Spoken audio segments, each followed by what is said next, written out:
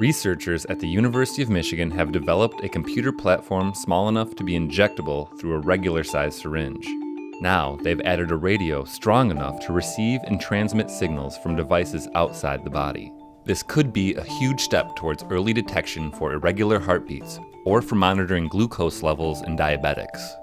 So what we've been making is tiny little computers that can be implanted and that can monitor things. We have incorporated in our system a radio. Typically in the past, we've only been able to go a couple centimeters of distance. That's really small, like this far. Now, what we've done here is made a new type of antenna that can go much longer distances, but it's still small enough that it can be put inside a syringe. This is a bidirectional radio, so we can talk to it and it can talk to us. And in fact, some of our innovation was how to do that efficiently. This radio was specifically designed to talk through tissue. Electromagnetic radiation, which is how radios typically communicate, doesn't go through tissue, but magnetic fields do. And so we use magnetic fields to communicate, which is similar to something like near-field communication, like what's used in Apple Pay. The initial test, the initial bring up and verification of the devices is done on a benchtop.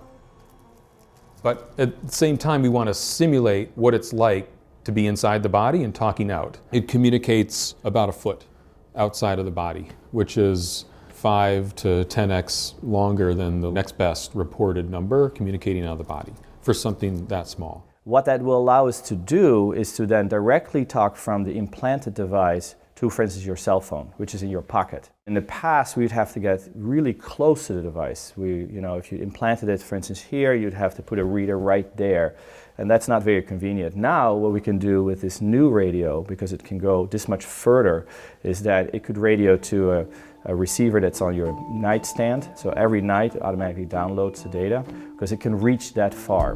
We get emails from people all the time. This is great, I have this disease or that disease, and is there something that this device can do for that? And that's what drives us on in our research. How does an autonomous car figure out who on the side of the road called it? How does it identify a safe place to pull over? The goal of this project is really to tackle the transportation system challenges in order to turn it into a viable